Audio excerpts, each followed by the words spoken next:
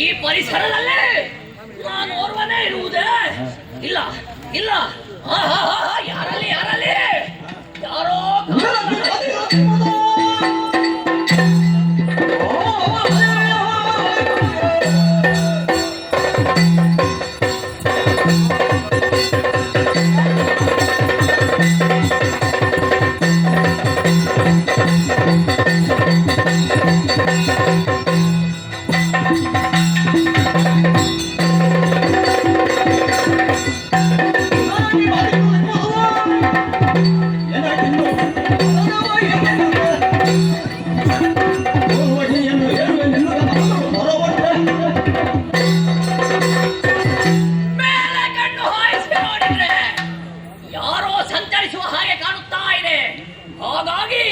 ತೋರುವ ಗಿರಿಯತ್ತ ನಡೆಯುತ್ತೇನಂತೆ.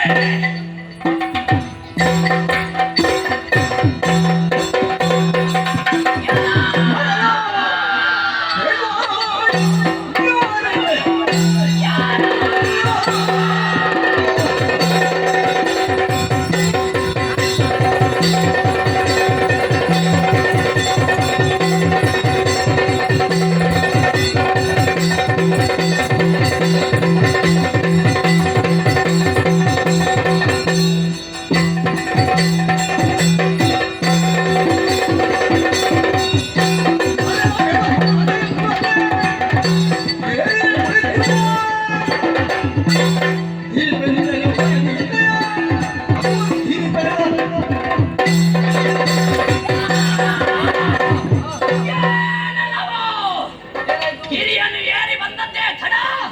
ನಾನೊಬ್ಬರೇ ಅಲ್ಲ, ಬಹಳಷ್ಟು ಮಂದಿ ಇದ್ದಾರೆ. ನನ್ನ ಕಣ್ಣಿಗೆ ಮೊದಲಾಗಿ ಗೋಚರಿಸಿದವನು ನೀನೆ.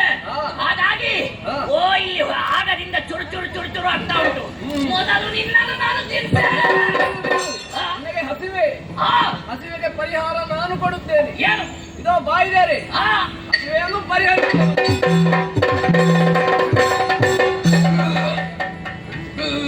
ಸಮಾಧಾನವಾಯಿತು ತಾನೆ? ಅಪ್ಪ, ನನಗೆ ಒಂದು ಅರ್ಥ ಆಗಲಿಲ್ಲ. ಇಲ್ಲಿ ಪವಾಡ ನಡೆದದ್ದ ಅಥವಾ ಇಲ್ಲಿ ಪವಾಡ ನಡೆದದ್ದ ಗೊತ್ತಾಗಲಿಲ್ಲ. ಒಟ್ಟಿನಲ್ಲಿ ಎಲ್ಲವೂ ನಿವಾರಣೆ ಆಯಿತು. ಅಯ್ಯ, ನನ್ನ ಹಸಿವನ್ನು ನಿವಾರಣೆ ಮಾಡಿದಾತ ನೀನು. ಹಾಗಾಗಿ ನಿನ್ನಲ್ಲೇ ಕೇಳ್ತಾ ಇದ್ದೇನೆ, ನೀನು ಯಾರು? ನಾನು ನಿನಗೆ ಅಪ್ಪ, ನೀನು ನನಗೆ ಮಗ. ಹೌದಾ? ಹೌದು. ಅದು ಹೇಗೆ? ಅರ್ಥವಾಯ್ತಾ? ಅರ್ಥ ಆಗಲಿಲ್ಲ. ಯಾಕೆ ಅರ್ಥ ಆಗಿಲ್ಲ ನನಗೆ? ಅಜ್ಞಾನಿ ಆಗಿರುವೆ. ತಲೆ ತಗ್ಗಿಸು, ದಾನವನ್ನು ಕರುಣಿಸು. ಭಕ್ತಿ ಭಾವನೆ ನಮಿಸುತ್ತಲೇ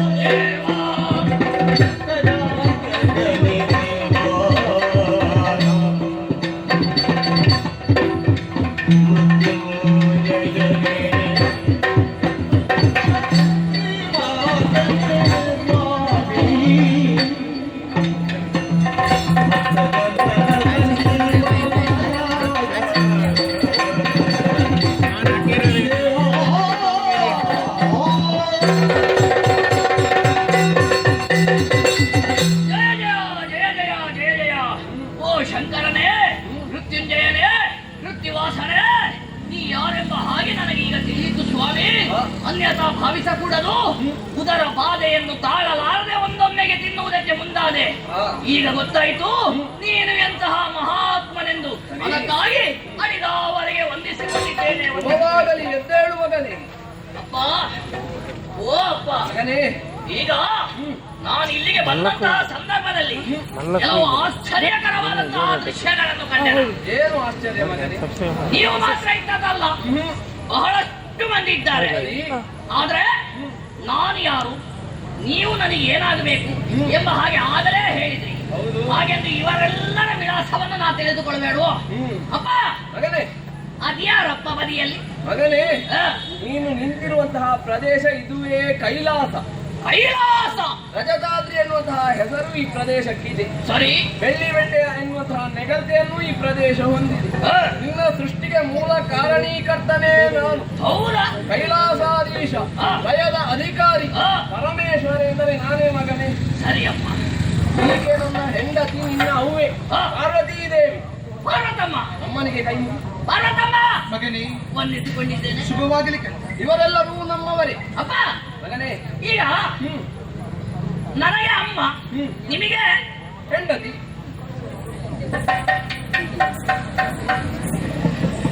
ಯಾರನ್ನು ಹುಡುಕುವುದು ಮಗನೇ? ಅಲ್ಲ, ನನ್ನ ಹೆಂಡತಿಯನ್ನು ಎಲ್ಲಿ ಬಿಟ್ಟು ಬಂದಿದ್ದೆ? ಮಗನೇ, ನೀನು ಈಗಷ್ಟೇ ಹುಟ್ಟಿಕೊಂಡವ. ನಿನಗೆ ಹೆಂಡತಿ ಎಲ್ಲಿಂದ ಬರಬೇಕು ಹೇಳು? ಓ, ಈಗ ಹೆಂಡತಿ ಬರ್ಬೇಕಂದ್ರೆ ದೊಡ್ಡವರಾಗಬೇಕಾ? ಅಲ್ಲ, ಮದುವೆ ಆಗಬೇಕು. ಮದುವೆ ಆಗಬೇಕು. ಮದುವೆ ಆಗಬೇಕಾದ್ರೆ ದೊಡ್ಡವರಾಗಬೇಕು. ನೀನು ಇನ್ನು ಸಣ್ಣ ಹುಡುಗ. ಸಣ್ಣವ. ಹೌದೌದು. ಸರಿ ಸರಿ ಸರಿ. ನೋಡು, ಇವರೆಲ್ಲರೂ ನಮ್ಮವರು. ನಮ್ಮವರು? ಹೌದೌದು. ಅದ್ಯಾರಲ್ಲಿ ದೊಡ್ಡ ದೊಡ್ಡ ಕಣ್ಣು? ಹೌದು. ನನ್ನನ್ನು ನೋಡಿ ಓಡಿದ್ದ ಅಥವಾ ಬೇರೆ ಯಾರನ್ನಾರು ನೋಡಿ ಓಡಿದ್ದ? ಓಡಿ ಹೋಗುವ ಜನ ಅಲ್ಲ ಅದು. ಮತ್ತೆ ದೀರ್ಘ ದೇಹವನ್ನು ಹೊಂದಿದ ರಾಜಾನುಬಾಹುವಾಗಿರುವಂತಹ ಅವನು ಕಾಲಭೈರವ. ಕಾಲಭೈರವ? ಅಪ್ಪ, ನನಗೆ ನಿನಗೆ ಅಗ್ರಜ. ಅಗ್ರಜ? ಹೌದು ಮಗನೇ. ಓ ಕಾಲಭೈರವಣ್ಣ, ನಮಸ್ಕಾರ. ಓ, ಇಲ್ಲಿ ನೋಡಂತೆ. ಅದ್ಯಾರು? 1000 ಕರಗಳಿಂದ ಮೆರೆಯುತ್ತಿರುವಂತಹ ಅವನೇ ವೀರಭದ್ರ. ವೀರಭದ್ರ? ಹೌದು ಮಗನೇ. ನನಗೆ ಅಣ್ಣ. ಅಣ್ಣ ವೀರಭದ್ರ ಅಣ್ಣ, ನಮಸ್ಕಾರ. ಅವನಿಗೆ ಖುಷಿ ಆಯ್ತು. ಅವನಿಗೆ ಸಂತೋಷ ಆಯ್ತು. ಓ, ಅಲ್ಲಿ ನೋಡು. ಇದ್ಯಾರಪ್ಪ? 1 2 3 4 5 6 ಮೊಗಗಳಿಂದ ಕೃತ್ತಿಕಾ ಕನ್ಯೆಯರ ಧನ್ಯವನ್ನು ಈಂಟಿದ ಕಾರಣ ಅವನು ಷಡಾನನ. ಷಡಾನನ? ಷಣ್ಮುಖ. ಷಣ್ಮುಖ. ತಾರಕಾಸುರನನ್ನು ಮರ್ದಿಸಿದ ಕಾರಣ ತಾರಕಾರಿ. ತರಕಾರಿ? ತಾರಕಾರಿ. ತಾರಕಾರಿ. ಅವನು ನನ್ನ ಮಗ. ನಿನಗೆ ಅಣ್ಣ. ಅಣ್ಣ. ನಮಸ್ಕಾರ ಮಾಡು. ಓ ಕುಮಾರಣ್ಣ, ನಮಸ್ಕಾರ. ಅಪ್ಪ, ಅಲ್ಲಿ ನೋಡು. ಅದೇನು ಹಾಗೆ? ಅದು ಹಾಗೆ. ನಿನಗಿಲ್ಲ ಮಗ. ಹತ್ತಿರ ಹೋಗಬೇಡ. ಜಾಗ್ರತೆ. ನನ್ನ ವಾಹನ ನಂದಿ. ವಾಹನ? ಹೌದು ಮಗನೇ. ನಂದಿ? ಹೌದು. ಈಗ ವಾಹನ ಅಂದ್ರೆ ಏನಪ್ಪ? ನಾನು ಸಂಚರಿಸುವುದಕ್ಕೆ ಇರುವಂತಹ ಅದು. ಓ, ನೀವೀಗ ಅದರ ಮೇಲೆ ಕುಳಿತುಕೊಂಡು ಹೋಗುವುದು? ಹೌದೌದೌದು. ಅಪ್ಪ, ಏನು ಹುಡುಗುವುದು ನೀನು? ನನ್ನ ವಾಹನ ಎಲ್ಲಿಯಾರು ನಿಲ್ಲಿಸಿದ್ದೀರಾ ಹೇಗೆ? ಸಣ್ಣ ಮಕ್ಕಳಿಗೆ ವಾಹನ ಕೊಡುವ ಕ್ರಮ ಇಲ್ಲ ಮಗನೇ. ಓ, ಈಗ ಸಣ್ಣ ಮಕ್ಕಳಿಗೆ ವಾಹನವೂ ಇಲ್ವಾ? ಬೇಡ ಬೇಡ. ನಾನು ಮದುವೆ ಮಾತ್ರ ಇಲ್ಲ ಅಂತ ವಾಹನವೂ ಇಲ್ಲ. ದೊಡ್ಡವನಾಗಬೇಕು. ಸರಿ ಅಪ್ಪ. ಏನು? ಹಾಗಾದ್ರೆ ಈಗ ನನಗೆ ವಾಹನ ಸಿಗುವಲ್ಲಿಯವರೆಗೆ ನಾನು ಏನು ಮಾಡಬೇಕು? ನನ್ನ ವಾಹನ ಇದೆ ಅಲ್ಲ, ಉಂಟಾ? ನನ್ನೊಟ್ಟಿಗೆ ನೀನು ಬಂದರೆ ಸಾಕು. ಹಾಗಾದ್ರೆ ಒಮ್ಮೆ ಈಗ ಬೇಡ, ನಾನು ಇದ್ದಾಗ ಮಾತ್ರ ಬಂದರೆ ಸಾಕು. ಓ, ಈಗ ನೀವಿದ್ದಾಗ ಮಾತ್ರ ಏರಿಕೊಳ್ಳಿ. ಹೌದು ಮಗ. ಸರಿ. ಅಲ್ಲಿ ನೋಡು. ಏನು ನಗೆ ಆಡುತ್ತೆ? ಅಪ್ಪ, ಏನು? ನಮಗೆಲ್ಲ ಸರಿಯಾಗಿ ಉಂಟು. ಹೌದೌದು. ಮೂಗು, ಬಾಯಿ, ಕಿವಿ. ಅದರದ್ದೇನಪ್ಪ ಮೂಗು ಅಷ್ಟು ಉದ್ದಾದದ್ದು? ಅದು ಹಾಗೆಯೇ ಮಗನೇ. ಅವನು ನನ್ನ ಮಗ. ನಿಮ್ಮ ಮಗ? ಕರಿವದನ. ಕರಿವದನ? ಅದು ಸೊಂಡಿಲು ಮಗ. ಓ, ಅದೀಗ ಮೂಗಲ್ವಾ? ಸೊಂಡಿಲು. ಲಂಬೋದರ. ಲಂಬೋದರ. ನಿನ್ನ ವಿನಾಯಕ. ಸರಿ. ನಿನಗೆ ಅಣ್ಣ. ನನಗೆ ಅಣ್ಣ. ಬಂದಿರು. ಅಣ್ಣಯ್ಯ. ಓ, ನಮಸ್ಕಾರ ಅಣ್ಣ. ಏನು? ನನಗೆ ಇದನ್ನು ನೋಡುವಾಗ ಅಲ್ಲಿ ಹತ್ತಿ ಕುಳಿತುಕೊಳ್ಳುವಂತ ಬೇಡ ಮಗನೇ, ಬೇಡ ಬೇಡ, ಇವತ್ತು ಬೇಡ. ಯಾಕಪ್ಪ? ಅವನಿಗೆ ಸಂಭಾಳಿಸುವುದಕ್ಕೆ ಆಗುವುದಿಲ್ಲ. ಹಾಗೆ ಒಮ್ಮೆ ಬಿದ್ದರೆ ಮತ್ತೆ ಎಣಿಸುವುದಕ್ಕೆ ಕಷ್ಟವಾಗುತ್ತೆ. ನಾ ಭಾವಿಸಿದೆ ಅಪ್ಪ, ಒಂದು ವೇಳೆ ನಾ ಏರಿದ ಮೇಲೆ ಹೊಟ್ಟೆ ಜಾರಿ ಓಡಿತಾನು ಅದಾಗ್ಲಿಕ್ಕೆ ಬೇಡ ಬೇಡ ಮಗನೇ. ಸರಿಯಪ್ಪ. ಹಾಗಾದ್ರೆ ಎಲ್ಲರಿಗೆ ಒಂದೊಂದು ಹೆಸರುಂಟು, ಅವರೆಲ್ಲ ನಿಮ್ಮ ಮಕ್ಕಳು ಅಂತ ಹೇಳಿದ್ರಿ. ಈಗ ನಾನು ನಿಮ್ಮ ಮಗನಲ್ವಪ್ಪ, ನನ್ನ ನಾಗರಿಂದ ಮಗ ಮಗ ಅಂತ ಕರೀತಾ ಇದ್ದೀರಿ ಬಿಟ್ರೆ ನನಗೆ ಹೆಸರಿಲ್ಲ. ಓಹೋ, ನಿನಗೆ ಒಂದು ಹೆಸರಾಗಬೇಕು. ನಂದಿ ಕೊಂಡಾಡಿದನು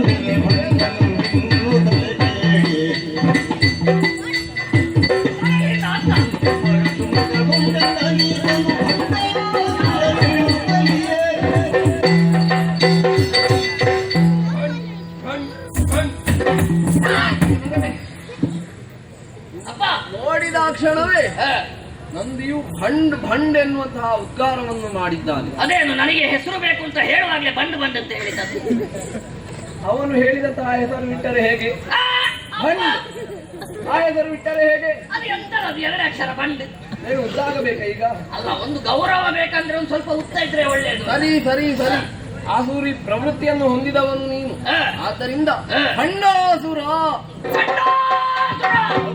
ನನ್ನ ಹೆಸರು ಹೆಸರನ್ನು ಇಟ್ಟಿದ್ದೇನೆ. ಆಗಲಿ ಅಪ್ಪ.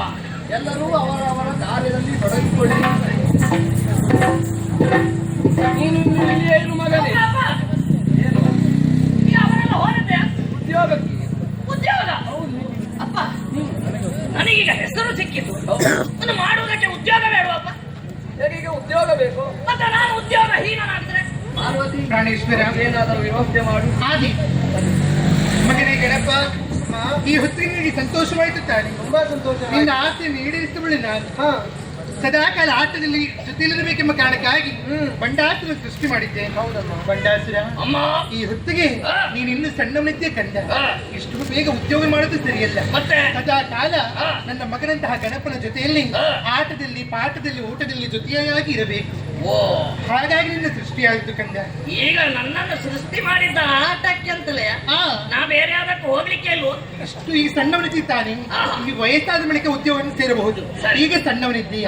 ಯಾವುದೇ ರೀತಿಯ ಕಷ್ಟ ಬಂದರೂ ಕೂಡ ನನ್ನ ಮಗನಲ್ಲಿ ಹೇಳಿದಿಂದ ಆದರೆ ನಿನ್ನ ಕಷ್ಟವನ್ನು ಪರಿಹರಿಸಿಕೊಡುತ್ತಾನೆ.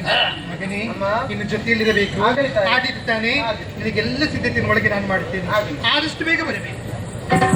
ಅಣ್ಣಯ್ಯ, ಹೀಗೆ ಬರಬೇಕು. ನನ್ನ ಒಂದು ಸಣ್ಣ ಆಟದಿಂದ ಹುಟ್ಟಿಕೊಂಡವ ನೀನು. ಆಟದಲ್ಲಿ ಮುಂದುವರಿಯುವ ಬಗೆ ಹೇಗೆ ಎಂಬುದನ್ನು ನಾನು ಹೇಳಿಕೊಡ್ತೇನೆ. ಈಗ ಚಿಕ್ಕ ಮೇಳದಲ್ಲಿ ನನ್ನದು ಸೃಷ್ಟಿ, ಇನ್ನು ದೊಡ್ಡ ಮೇಳಕ್ಕೆ ದೊಡ್ಡ ಮೇಳದ ತಿರುಗಾಟದ ಬಗ್ಗೆ ನಾನು ತಿಳಿಸ್ತೇನೆ ನಿಮಗೆ. ಹಾಗಾದ್ರೆ ಪಾದಾರ್ಪಣೆ ಮಾಡ್ಲಿಕ್ಕೆ ನಾನು ತಯಾರಿದ್ದೇನೆ, ಹೋಗುವ.